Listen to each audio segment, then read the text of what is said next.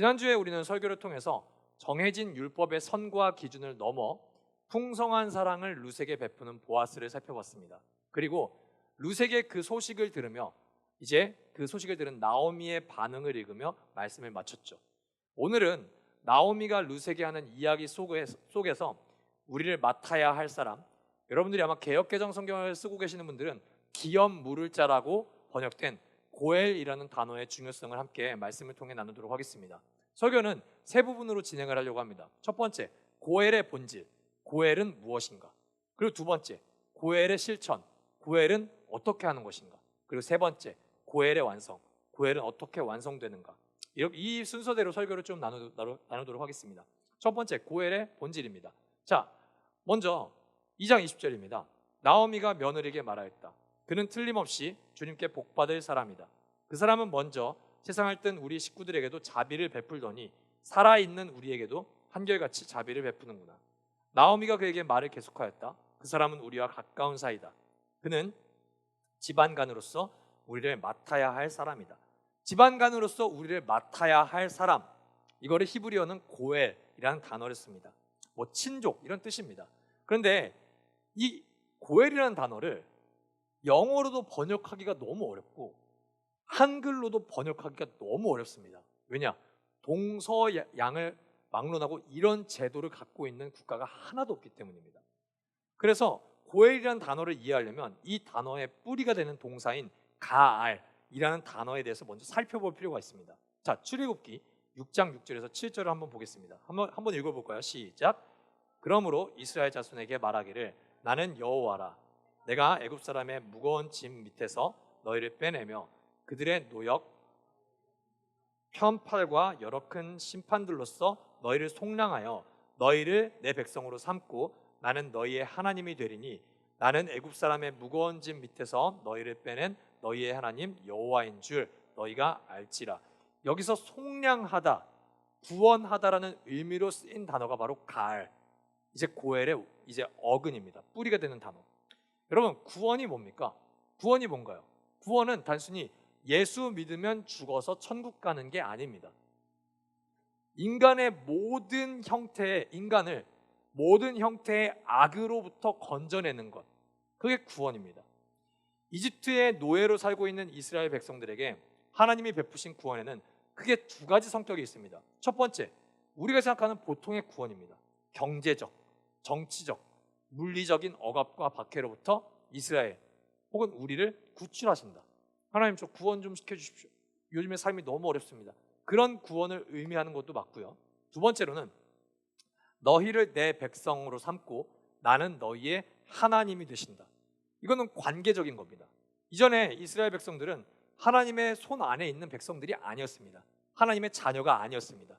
이제 이집트에서 어떻게 보면 종노릇하고 있는 백성들을 이제 꺼내어서 이제 하나님이 그들의 책임자가 되시고 하나님이 그들의 아버지가 되시고 이 백성들은 하나님의 자녀가 되는 것, 그게 구원입니다.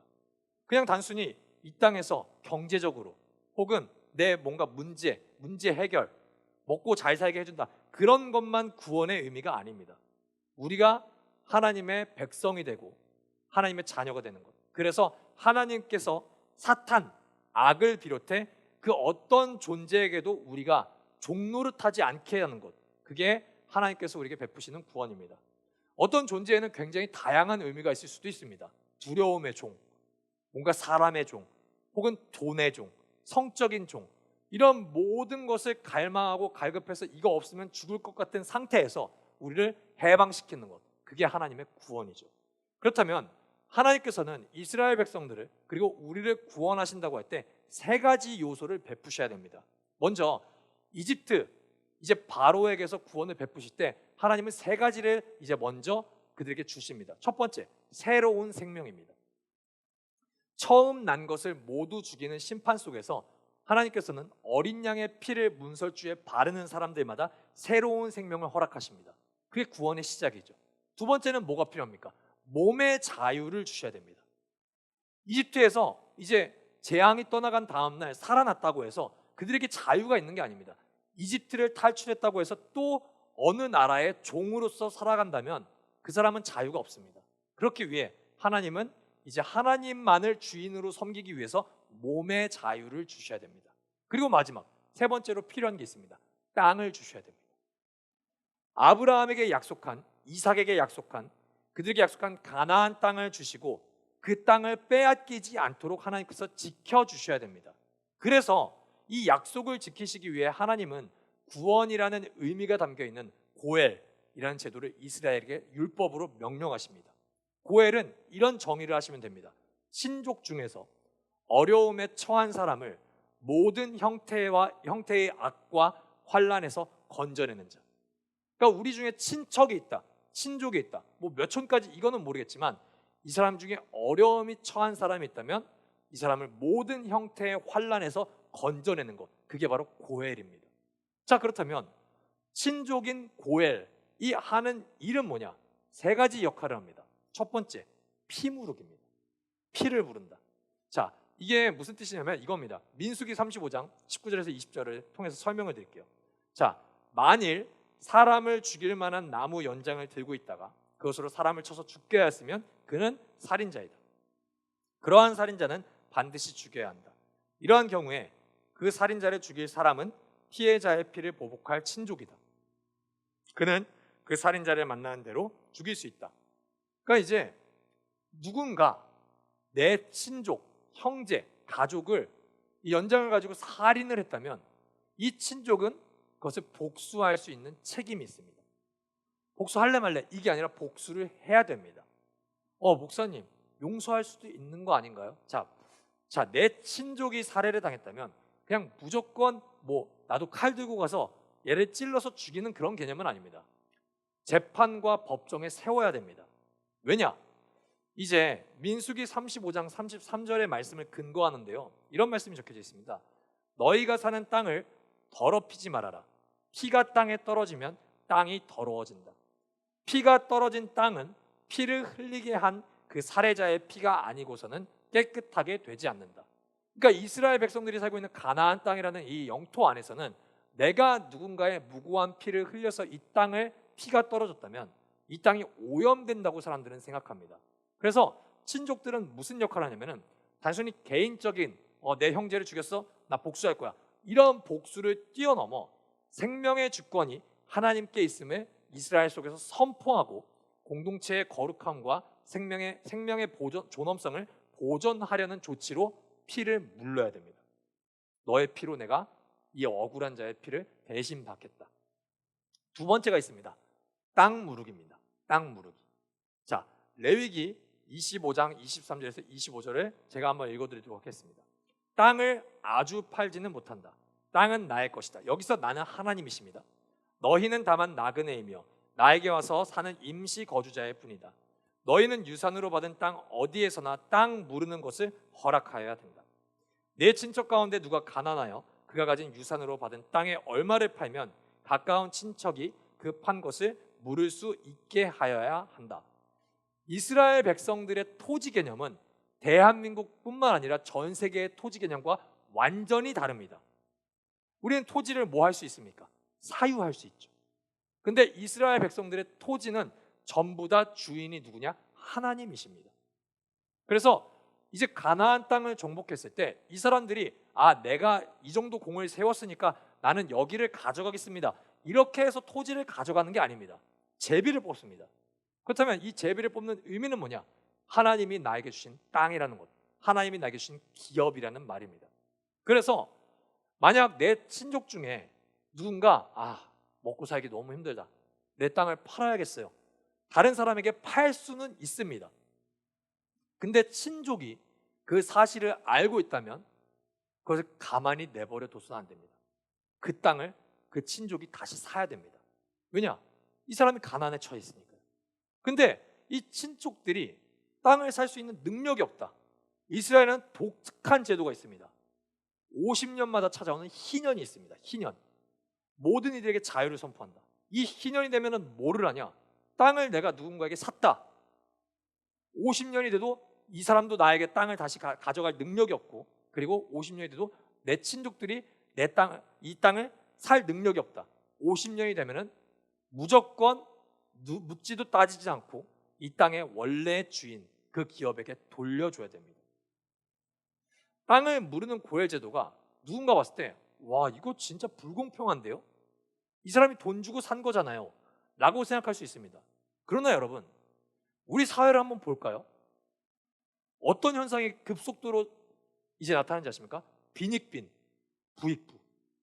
부자들은 계속해서 부자가 됩니다. 가난한 사람들은 계속해서 가난한 사람이 됩니다. 그래서 이 땅을 무르는 고엘 제도는 빈부의 격차를 발생시키지 않고 모든 사람이 평등한 하나님의 나라를 누리는데 일조하는 제도입니다. 그리고 마지막으로 세 번째 무르는 게 있습니다. 바로 몸 무르기입니다. 레위기 25장 47절에서 49절. 너희와 함께 사는 나그네 신세된 외국 사람이나 임시 거주자 가운데는 부자로 사는 사람이 있는데 마침 그 이웃에 너희의 동족이 살고 있다가 가난하게 되어서 그 외국 사람에게나 너희와 같이 사는 임시 거주자에게나 그 가족 가운데 누구에게 종으로 팔렸다고 하자.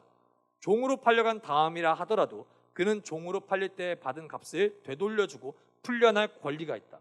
그의 친척 가운데 누군가 값을 대신 치르고 그를 데려올 수 있으며 삼촌이나 사촌이 그를 데리고 나올 수도 있고 그의 가문에 속한 살부치가 그를 데리고 나올 수도 있다. 그 사람이 넉넉하게 된 뒤에 스스로 값을 치르고 나올 수도 있다.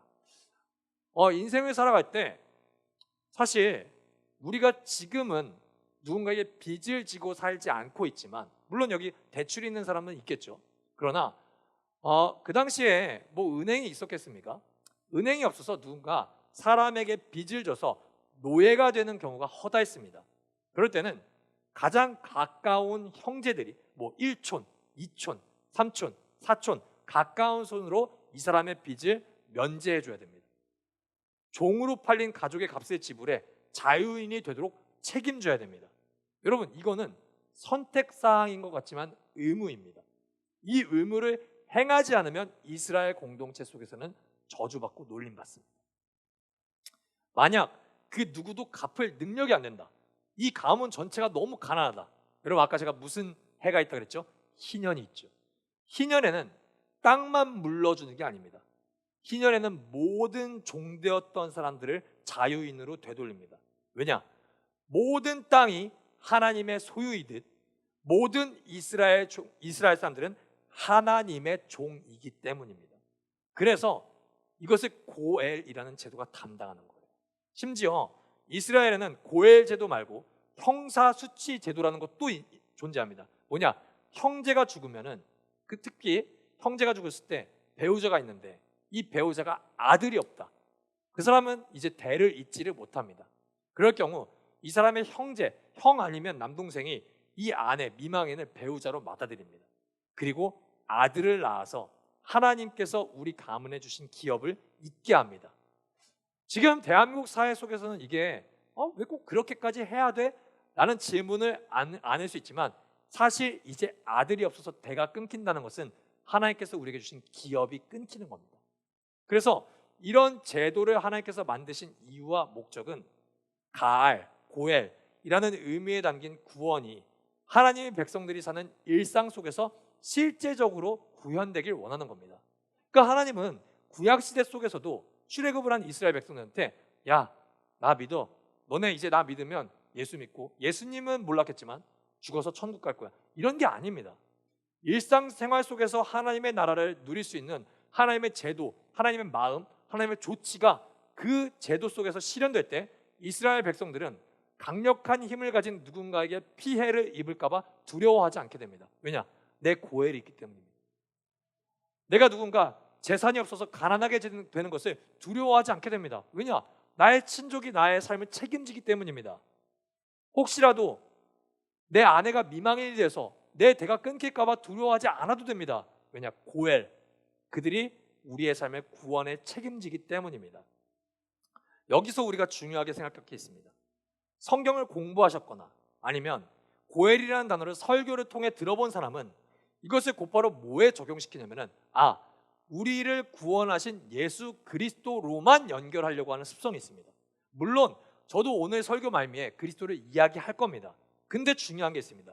여기서 룻기를 읽을 때 이 고엘이라는 제도를 가장 먼저 예수 그리스도께 연결하면 안 됩니다. 왜냐? 지금 고엘이 가리키는 대상은 누굽니까? 보았습니다. 하나님이 아니라 사람이라고요. 이스라엘 백성들이 이 고엘이라는 제도를 실천해야 됩니다. 우리는 지금 룻기 2장을 읽고 있죠. 보아스가 룻을 대하는 행동을 보면서 우리가 깨달아야 되는 모습은 단순히 마음이 공허한 사람들 예수님께 찾아오세요. 예수님이 당신을 구원하실 겁니다. 이 얘기만 해서는 안 됩니다. 그거는 철저히 비그리스도인들에게만 우리가 해설할 수 있는 해설이죠. 이게 우리의 현실이 룻과 같이 어려운 상황이라면 이 고엘 제도는 하나님께서 우리에게 보아스 같은 사람을 만나게 하실 것을 소망하게 합니다. 목사님 너무 힘듭니다. 그럼 저는 이렇게 얘기했죠. 하나님을 기도하시고 보아스와 같이 여러분을 도울 수 있는 사람을 만나게 해달라고 소망하십시오. 그렇다면 우리의 그 기도를 통해 하나님께서는 룻이 밭에서 추수하던 것처럼 우리의 일상 속에서 성실히 살아갈 때 보아스와 같은 누군가를 만나게 하실 겁니다. 두 번째, 혹시라도 우리가 밭을 소유하고 있는 보아스와 같이 하루 세 끼를 먹을 수 있고 누군가에게 품삯을 제공할 수 있는 넉넉한 형편이라면 하나님은 오늘 고엘이라는 제도를 통해서 우리에게 예수 만나라고 교회 오라고만 얘기하는 것이 아니라 우리가 작은 예수로서 보아스로서 우리의 일상에서 은혜를 베풀라고 명령하시는 겁니다. 우리는 늘 무슨 습성이 있냐면 하나님께 기도만 하는 습성들이 있습니다. 하나님, 저 사람이 너무 힘들어 보이네요. 저 사람을 도와주세요. 하나님, 이 땅에 가난한 사람들이 너무 많습니다. 그들을 먹여주십시오. 그 기도를 하실 때 여러분 하나님께서 무슨 응답을 하시나요? 하나님 우리에게 늘 한결같이 이렇게 응답하시죠. 그들이 불쌍하기 때문에 지금 너가 기도할 때 생각나게 하고 있지 않냐. 지금 나는 누구를 보내야 되냐? 지금 나는 너를 보내고 싶은 거다. 고엘이 하는 일과 우리가 흔히 남을 돕는 방식의 근본적인 차이가 뭔지 아십니까? 우리가 남을 돕는 일과 고엘의 차이. 우리는 남을 도우려고 할 때 이런 방식으로 돕습니다. 한 사람이 문제를 안고 있으면 그것에 대해서 조언합니다. 조언하는 게 아니면 도움받을 곳을 알려줍니다. 근데 고엘은 뭡니까? 그 문제를 자기가 떠안는 겁니다. 목사님, 제 친족들은, 제 자매는, 제 형제들은 다 괜찮게 살고 있어요. 그리고 신약 성경에서는 고엘이라는 이야기가 별로 안 나오는데요. 여러분, 고엘은 단순히 제도적인 것을 뛰어넘습니다. 고엘은 하나님의 마음이자 하나님의 정신이자 그리스도인 예수를 주로 고백하는 교회가 실천해야 되는 정신입니다. 그 정신이 어디에서 이제 등장하냐면 선한 사마리아인의 비유라고 불리는 장면에서 등장합니다.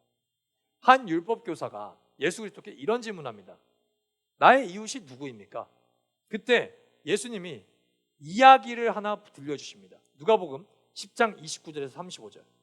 예수께서 대답하셨다. 어떤 사람이 예루살렘에서 여리고로 내려가다가 강도들을 만났다. 강도들이 그 옷을 벗기고 때려서 거의 죽게 된 채로 내버려 두고 갔다. 마침 여기서부터 잘 보십시오. 어떤 제사장이 그 길로 내려가다가 그 사람을 보고 피하여 지나갔다. 이와 같이 레위 사람도 그곳에 이르러 그 사람을 보고 피하여 지나갔다. 그러나 어떤 사마리아 사람은 길을 가다가 그 사람이 있는 곳에 이르러 그를 보고 측은한 마음이 들어서 가까이 가서 그 상처에 올리브 기름과 포도주를 붓고 싸맨 다음에 자기 짐승에 태워서 여관으로 데리고 와서 돌보아 주었다. 다음 날 그는 두 데나리온을 꺼내어서 여관 주인에게 주고 말하기를 이 사람을 돌보아 주십시오. 비용이 더 들면 내가 돌아오는 길에 갚겠습니다 하였다. 두 데나리온, 1데나리온은 하루 품삯입니다. 월급이 300만 원인 사람은 하루 10만 원으로 계산하시면 됩니다. 이름도 모르는 헐벗고 굶주리고 죽게 된 채로 사람들이 피하는 사람을 위해서 이 사람은 자신의 시간을 씁니다. 자신의 마음을 씁니다. 그리고 자신의 하루 품삯, 이틀치 품삯을 준 다음에 무슨 말까지 하는 비용이 더 들면 내가 돌아오는 길에 갚겠습니다 라고 이야기하죠. 이게 바로 고엘입니다. 우리는 지금 이 장면을 보면서 뭘 보게 있죠? 세 명의 등장인물이 등장합니다. 물론 지금 이름도 모르는 죽게 된 채로 내버려둔 사람까지 하면 4명이죠. 그 중에 가장 구약 성경에서 많이 나오는 사람이 바로 제사장 그리고 레위인입니다. 제사장 누굽니까? 율법을 아는 사람이죠. 고해를 아는 사람입니다. 레위인 누굽니까? 고해를 누리는 사람들이죠. 고해를 알고 누리는 사람들이 실천하지 않습니다. 근데 유대인들이 율법을 정말 삶의 규칙으로 여기는 사람들이 개만도 못하게 여기는 사마리아 사람이 이 장면을 똑같이 이 사람을 봅니다.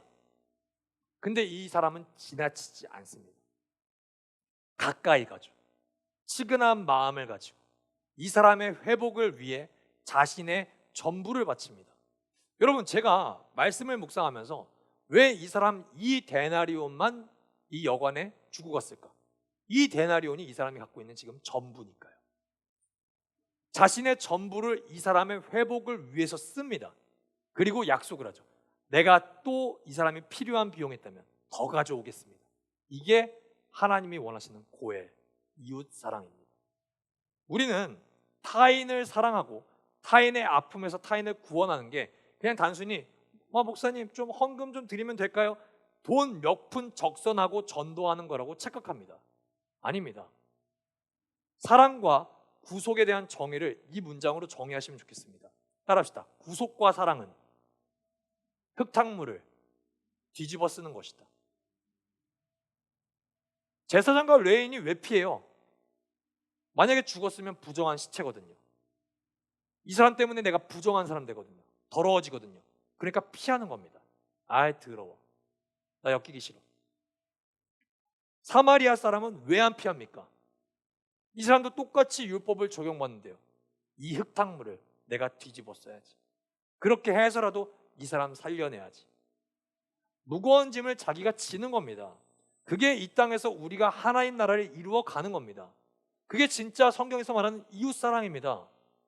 최소한의 품격이라는 책을 여러분께 추천드리고 싶습니다. 제가 존경하는 김기성 목사님이 이제 경향신문 국민일보에 이제 매주마다 쓰신 칼럼을 엮어서 낸 책인데요. 거기에 김기성 목사님이 이런 표현을 썼습니다. 산다는 것은 응답하는 것이다. 사람은 누군가의 요구에 응답하고 어떤 상황의 요구에 응답함을 통해 성숙해진다. 신앙생활이란 어려움에 처한 이들의 이웃이 되라는 요구에 응답하는 과정이다. 이웃들의 요구에 응답하기 위해서는 스스로 편안한 자리를 떠나야 한다. 익숙하고 친숙한 세계에만 머물 때 삶은 진부해진다. 떠남은 위태로움을 받아들이는 것인 동시에 새로운 가능성에 자기를 개방하는 것이다. 여러분, 뭐라고 얘기합니까? 산다는 것은 응답하는 것이다. 신앙생활이 뭐라고요? 어려움에 처한 이들의 이웃이 되라는 요구에 응답하는 과정입니다. 이것이 없다면 죄송하지만 저와 여러분 모두 신앙생활 하는 거 아닙니다. 교회에 오는 겁니다. 교회에 와서 제사장과 레위인처럼 오늘의 율법은 뭘까요? 오늘 저 안식일 잘 지켰죠? 근데 목사님 굳이 그 사람을요? 제가 왜 그 사람을 또 안 씁니까? 저 살기 바빠요 지금. 저 지금 돈 벌기 바빠요. 신앙생활 아닙니다. 착각하지 마십시오. 그건 교회를 나오는 것뿐입니다. 그건 여러분이 하나님의 이웃이 되는 것을 포기하는 것입니다. 하나님이 말씀하시는 고엘이 뭡니까? 율법이 뭡니까? 성경이 뭡니까? 이웃사랑이 뭡니까? 편안한 자리를 떠나십시오. 매일같이 찾아오는 여러분의 출근만 있는 자리, 여러분들의 여유를 누리는 자리, 더 나아가 주일날 이 중앙로 1193번지 지하에서만 오는 이 예배 자리, 이것을 좀 떠나보십시오. 여기에 헌금을 드리는 것만 그냥 섬기는 것이라고 착각하지 마시고요. 여러분들 주변에 있는 직원들, 어려움을 갖고 있는 사람들에게 헌금하듯이 여러분들이 아낌없는 재정과 시간을 사용해 보시라는 겁니다.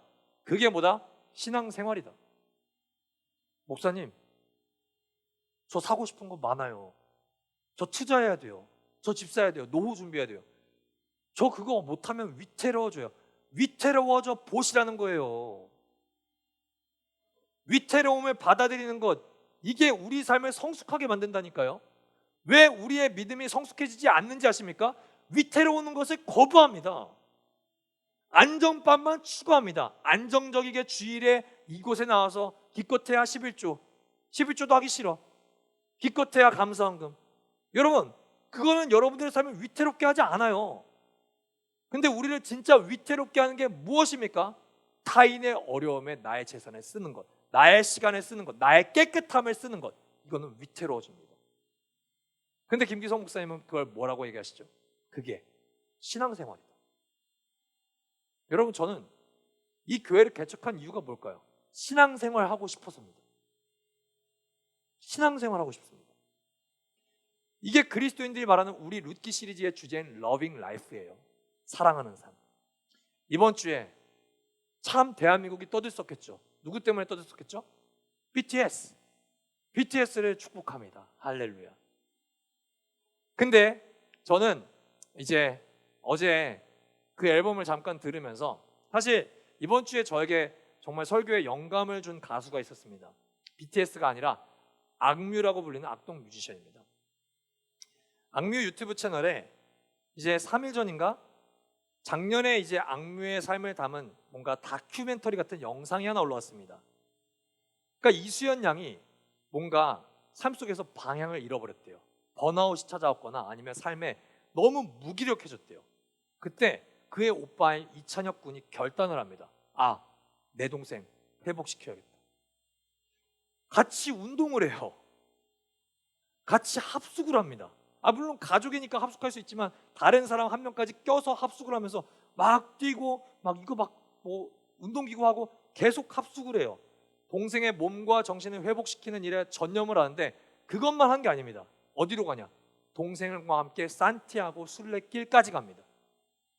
이때 이 시간을 거친 이수연 양이 이런 고백을 합니다. 출발 시간이 다르고 도착 시간이 달라도 결국에는 우리는 항상 밤에 같이 밥을 먹었고 항상 오빠를 같은 옆자리에서 따라가려고 노력했는데 그게 안 돼도 저만의 속도로 걸어가도 우린 똑같은 걸 함께 해낸 사람들이 됐다는 게 되게 저한테는 의미가 있었어요. 이제 정승환이라는 가수가 이수연 양을 또 인터뷰했던 영상이 있길래 또 봤습니다. 그녀가 이런 말을 합니다. 아무런 의지가 없었을 때가 있었는데 정말 많은 사람들이 와서 손을 내밀었지만 그 누구도 날 꺼낼 수 없었다. 그 구덩이에서 정신 차려! 이리 와! 하며 꺼내준 사람이 오빠였다. 정신 차려 보니까 올라와 있었다. 여러분, 우리가 아무리 TV 안 보고 성경만 보더라도 성경 좀 봐주시라고 이 얘기하는 겁니다. 아무리 성경만 보더라도 지금 1, 2년 사이에 어떻게 보면 가장 아티스트로서 성공한 가수 몇 명을 뽑자면 거기에 분명히 이찬혁이라는 사람이 들어갑니다. 몇 년 전까지도 이찬혁 뭐였어요? 쥐뒷병 걸리네. 근데 어느 순간 어디에 나가죠? 청룡영화제. 한 번 가더니 또 갑니다. 그리고 사람들이 뭐라 그래요? 와, 아티스트다. 그는 가장 자신이 잘 나가는 시간 속에서 앨범을 또 내지 않습니다. 이 시간에 누구에게 허비하죠? 가장 모든 것을 잃고 구렁텅이에 떨어진 것 같은 자신의 가족을 되돌아봅니다. 그리고 뭐가 됩니까? 고엘이 되죠. 그는 고엘로서 동생의 흙탕물을 같이 뒤집었습니다. 우리들 중에는 그리고 이 도시 속에는 구렁텅이에 빠져 있는 것 같은 사람들이 늘 있습니다. 그리고 우리의 시선 가운데 보일 때도 있죠. 그때 여러분, 레위인과 제사장처럼 못 본 척 돌아가지 마십시오. 그건 위선입니다. 그들도 기도했을 겁니다. 안식일에 하나님, 그 사람 안 죽었겠죠? 안 죽었겠죠, 하나님. 그 사람을 보살펴 주세요. 그러나 그 기도에는 철저히 사랑은 빠져있는 껍데기만 남은 외형적인 종교 생활일 뿐입니다. 룻이 나오미의 고통에 응답하듯이, 그리고 보아스가 룻의 고통에 응답하듯이 우리도 누군가의 고통에 응답할 때 우리는 고해를 통해 이루어가신 하나님의 나라, 하나님의 통치를 우리 삶 속에서 반드시 맛보게 됩니다. 신앙생활이 진부하신 분 계시죠? 신앙생활이 요즘에 재미가 없다. 당연하죠. 하나님의 통치를 잃어버렸으니까요. 당연하죠. 종교 생활만 남은, 종교적인 모양만 남은 껍데기밖에 없는 생활 속에서 하나님의 나라를 어떻게 맛보나요? 그건 불가능합니다. 타자가 나와 함께하는 삶이 없는 사람은 하나님의 나라를 맛볼 수가 없습니다. 위태함 속으로 빠져드는 상황을 우리가 맛보지 않는다면 하나님의 나라를 맛볼 수가 없습니다. 예수 그리스도는 이 고해를 우리에게 어떤 모양인지를 정확하게 보여줍니다. 우리는 오늘 룻기를 통해서, 그리고 레위기, 민수기, 신명기, 율법을 통해서 고해를 살펴봤습니다. 그러나 고해는 사실 이스라엘이라는 나라에만 있는 개념으로 알려져 있지만 예수 그리스도를 통해 우리에게 보여주시는 하나님의 사랑의 모형일 뿐입니다. 그러니까 이 모든 나라 가운데 고해를 완벽하게 구현하는 나라는 없습니다. 사실 제도로서요. 그러나 예수 그리스도는 율법의 완성이 되신 분입니다. 그분은 이스라엘을 두루다니면서 세 가지를 하십니다. 고헬에 등장하는 첫 번째, 병자들에게 새로운 생명을 허락하십니다. 그리고 죽은 사람까지도 부활시키면서 새로운 생명을 허락하시죠. 그리고 이제 몸의 자유를 주셔야 됩니다. 귀신 들린 자들을 만날 때마다 그 사람들은 몸의 자유를 얻습니다. 나 이제 귀신에게 구속되지 않는구나. 그리고 예수 그리스도는 우리에게 하나님 나라라는 영원한 기업, 영원한 땅을 우리에게 되찾아 주십니다. 율법이 요구했던 세 가지 임무를 예수 그리스도께서는 온전히 성취하십니다. 그는 우리에게 친족이 됩니다. 목사님, 예수 그리스도가 나의 친족이라고요? 네. 그는 그분이 우리를 구원하시기 위해 우리와 똑같은 몸을 입고 우리와 똑같은 피를, 인간의 더러움을 모두 뒤집어 쓰면서 이 땅으로 오셨습니다. 우리와 가장 가까운 곳에서 우리의 고통을 체휼하시기 위해서 그리스도는 우리와 동일한 인간으로서의 친척, 친족까지 되십니다. 그리고 그분은 우리 대신에 값을 지불하십니다. 죄의 종노릇하여 영적으로 파산한 우리를 위해 예수 그리스도는 십자가라는 처절한 값을 지불하십니다. 제가 아까 사랑과 구속은 뭐라 그랬죠? 흙탕물을 뒤집어 쓰는 것이라고 이야기해 드렸죠. 예수 그리스도는 너무나도 존귀하고 깨끗한 분, 거룩하신 분임에도 불구하고 우리를 단순히 불쌍히 여기게, 안 됐다, 돌아서는 것이 아니라 우리가 달려야 할 그 십자가로 우리의 죄, 그 더러운 오물과 흙탕물에 모든 자신의 몸을 뒤집어 쓰십니다. 우리가 져야 할 무거운 죄의 짐을 대신 지시고 우리를 속량, 가할하셨습니다. 그분은 우리를 영원히 책임지시는 고엘입니다. 보아스가 추수가 끝날 때까지, 그리고 그 이후로도 룻을 보호합니다. 예수 그리스도 역시 마찬가지입니다. 예수 그리스도는 우리를 어느 때까지 보호하십니까? 세상 끝날 때까지 우리와 함께 하시면서 너희와 항상 함께 있으리라 약속하십니다. 이것은 단순히 일시적인 도움이 아닙니다. 우리가 영원한 하나님 나라의 기업을 우리가 완성할 때까지, 그 나라에 입성할 때까지 그리스도께서는 언제나 우리의 인생을 통째로 맡아주시는 분이라는 말입니다. 여러분, 예수 그리스도는 우리에게 조언을 해주러 이 땅에 오신 것이 아닙니다. 그리스도는 자신을 전부 주시기 위해 누가 시킨 것도 아니고 자신이 죽기까지 우리에게 전부를 내어주십니다.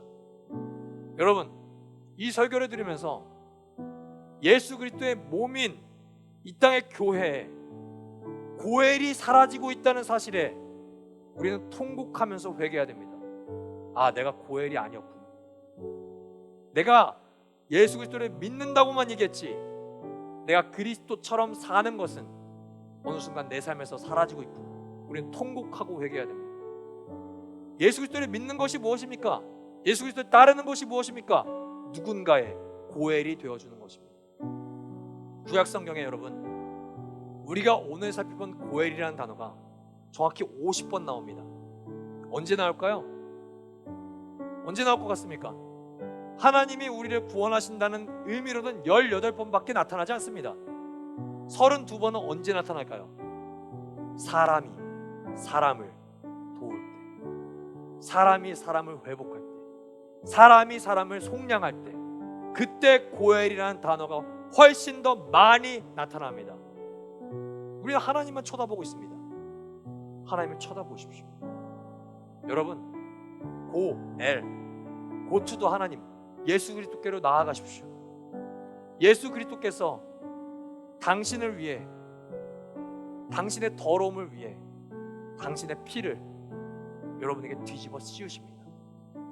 그 더러움, 우리의 갖고 있는 모든 추악한 욕망과 우리의 모든 탐욕, 그 자기중심성이 예수 그리스도의 피 앞에 완전히 뒤집어 쓰여서 사라지기를 그리스도의 이름으로 축복합니다. 여러분, 그리스도의 사랑을 입은 여러분, 이제 고엘이 되어 누군가의 흙탕물을 뒤집어 쓸어 나가십시오. 여기에 앉아서 계속해서 하나님만 쳐다보고 계시지 마십시오. 당신이 함께 누군가와 짊어지는 고통을 보며 그 사람은 예수 그리스도의 십자가를 누리게 될 겁니다. 그리고 당신이 그 사람을 뒤집어 쓰면서 그 사람의 고통을 가져가는 그 순간, 그 사람은 당신을 통해 부활의 새 생명을 누리는 기쁨을 반드시 누리게 될 겁니다. 라이트하우스 일상가족 여러분, 그리스도께 오십시오. 오늘도 당신의 텅 빈 마음을 그리스도의 피로 뒤집어 쓰십시오. 그리고 당신의 영혼의 목마름이 채워졌다면 이제 누군가 목말라 하고 헐벗고 굶주려서 죽을 것 같은 그 사람들에게 찾아가셔서 예수 그리스도께서 우리에게 고엘이 되신 것처럼 그 사람의 허물과 그 사람의 짐을 대신 지는 우리 모두가 되기를 주님으로 축복합니다.